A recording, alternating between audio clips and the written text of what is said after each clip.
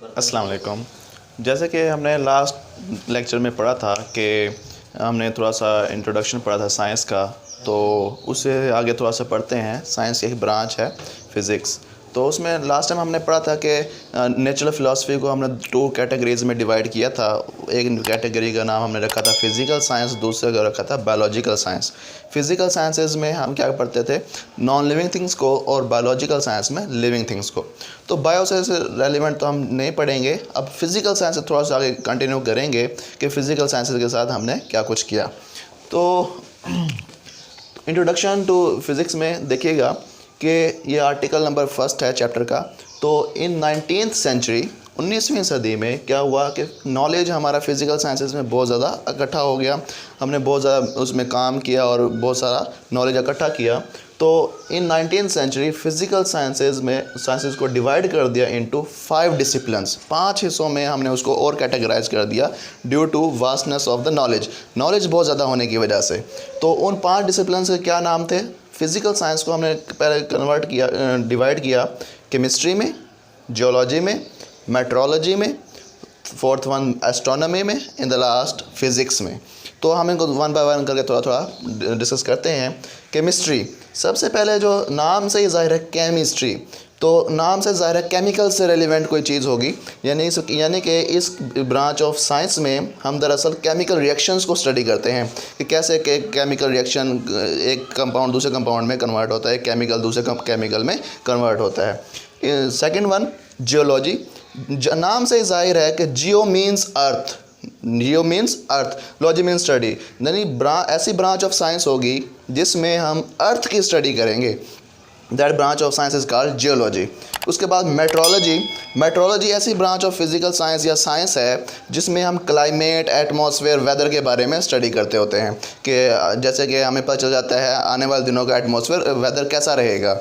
तो उसके बाद है फोर्थ वन एस्ट्रोनॉमी में हम हेवनली बॉडीज़ को स्टडी करते हैं। Heavenly bodies like stars, galaxies, जैसे कि हमारी गैलेक्सी है उसका नाम मिल्की वे है, तो मिल्की वे की स्टडी करते हैं। और बहुत सारी गैलेक्सीज हैं तो उनको हम स्टडी करते हैं in the branch named as astronomy. In the last and the most important one is the physics, जिसमें हम क्या करेंगे, मैटर और एनर्जी को रिलेट करेंगे दूसरे के साथ। यानी कि मैटर की स्टडी करेंगे, उसके बाद मैटर की एनर्जी को स्टडी करेंगे, उनके दरमियान में इंटरेक्शन क्या क्या है उनको हम स्टडी करेंगे। तो ये 5 डिसिप्लिन्स है जिसमें हमने नेचुरल फ़िलासफ़ी को डिवाइड किया। मैं रिपीट करता हूँ, केमिस्ट्री, जियोलॉजी, मेट्रोलॉजी, एस्ट्रोनॉमी और फिज़िक्स। ये शॉर्ट क्वेश्चन आता है पेपर में कि आप उन 5 डिसिप्लिन्स के नेम लिखें जिनको 19th सेंचुरी में हमने कैटेगराइज किया था फ़िज़िकल साइंस के तौर पे। फ़िज़िकल साइंस को आगे फर्दर डिवाइड किया था chemistry, geology, metrology, astronomy and physics में। तो अब हमें इनसे तो पहली 4 जो ब्रांचेज हैं इनसे तो हम ज़्यादा कंसर्न नहीं है हमें। हमारा जो मेन टॉपिक है, जो हमारा सब्जेक्ट है वो है फ़िज़िक्स। तो हम इसको आगे लेके चलेंगे और इनको यहीं पे स्किप कर देंगे। तो फ़िज़िक्स क्या है?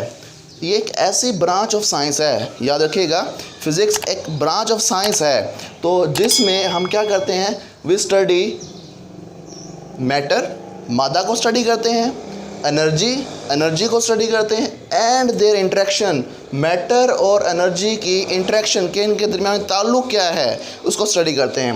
What is matter? मैटर क्या है? मैटर एक कोई भी substance which occupies volume space is called matter. और एनर्जी क्या है? एबिलिटी टू डू वर्क, किसी भी बॉडी की सलाहियत, काम करने की सलाहियत को हम एनर्जी कहते हैं। तो मैटर और एनर्जी का रिलेशन देखते हैं और इनके दरमियान इंटरेक्शन देखते हैं, क्या इंटरेक्शन है। तो आइंस्टाइन की energy equation, math energy equation जो है, जो कि मोस्ट इम्पॉर्टेंट है, इज़ इक्वल टू mc²। ये एक इक्वेशन है जो कि डिफ़ाइन कर देती है इंटरेक्शन को बिटवीन एनर्जी एंड मैटर। ठीक है, तो ये शॉर्ट क्वेश्चन आता है पेपर में कि फ़िज़िक्स की डेफिनेशन लिखें, डिफ़ाइन फ़िज़िक्स। तो हम अगर ये पूरी डेफिनेशन लिख देते हैं तो ये हमारे 2 नंबर यहाँ से कंफर्म हो जाते हैं। The branch of science which deals with the study of matter, energy and there interaction is called physics. अब फ़िज़िक्स जो है, अब हम इसको, ये नहीं है कि फ़िज़िक्स लिमिटेड है या कि ख़ास मखसूस जगह में इस्तेमाल होती है। ऐसा नहीं है कि फ़िज़िक्स एक वेरी वास्ट फील्ड है, इसमें की कोई लिमिटेशंस नहीं है, बहुत सारे इसके यूजेस हैं। तो हम डेली रूटीन में जहाँ मर्ज़ी नज़र दौड़ा लें, हमें उधर फिज़िक्स का कोई ना कोई लॉ वैलिड होता हुआ नज़र आएगा, या उसमें फ़िज़िक्स की कोई टर्मिनोलॉजी यूज़ होती हुई नज़र आएगी। तो हम उसको देखते हैं कि कहाँ कहाँ हम फ़िज़िक्स को यूज़ करते हैं। मोस्ट इम्पॉर्टेंट, टीवी हम हर घर में होता है, टेलीविज़न, कंप्यूटर, मोबाइल। तो ये सब क्या है, फ़िज़िक्स की इजादात हैं। इनके अंदर चिप्स यूज़ होती हैं, इंटीग्रेटेड सर्किट जो आईसी जिसको कहते हैं। आईसी जो होता है वो इंटीग्रेटेड सर्किट होता है, जिसके अंदर डिफरेंट कंपोनेंट्स मिलके एक सर्किट बना रहे होते हैं, क्लोज लूप बना रहे होते हैं। तो उसको हम क्या कहते हैं, इंटीग्रेटेड सर्किट। वो यूज़ होता है टेलीविज़न्स में, कंप्यूटर्स में और मोबाइल में। इसी तरह कार जो है लॉज ऑफ मैकेनिक्स पे वर्क करती है। इसी तरह रेफ्रिजरेटर है, लॉ ऑफ थर्मोडायनेमिक्स पे वर्क करता है। Calculator same as TV, computer इनसे रेलिवेंट है। तो ये भी आईसीज़ के मदद से काम करता है। तो उसके बाद जिस तरह के इसके फ़ायदे हैं साइंस और फिज़िक्स के, इससे कुछ नुकसानात भी हमें उसका सामना भी हमें करना पड़ा है। वो हम डीमेरिट्स में स्टडी करेंगे। ये भी शॉर्ट क्वेश्चन आता है कि आप कोई से इसके यूजेस लिखें और कोई से इसके नुकसानात भी लिखें। तो अब ये नुकसान जो आपकी बुक में है वो 2 नुकसानात लिखे हैं, वैसे बहुत सारे हैं। तो जैसे कि एनवायरमेंटल पोल्यूशन, जैसे कि हमारी फैक्ट्रीज़ में काम हो रहा होता है, कोई वो फर्नेस लगी होती है, तो उसी की वजह से जो हमारा रॉ मटेरियल होता है जब बर्न करते हैं तो उसकी स्मोक हवा में जाती है, तो वो हमारे एनवायरनमेंट को पोल्यूट करती है, आलूदा कर देती है, जिसकी वजह से हमारे एनवायरनमेंट में पोल्यूशन क्रिएट हो जाती है, जो कि अनवांटेड मटेरियल्स जो हमारे एटमॉस्फेयर में ऐड हो जाते हैं। दूसरा कि डेडली वेपन्स क्या हैं, जो कि हमारी साइंस की ही ईजाद है, जिसके ऊपर लॉ ऑफ काइनेटिक एनर्जी के प्रिंसिपल्स वैलिड होते हैं, पोटेंशियल एनर्जी के प्रिंसिपल वैलिड होते हैं।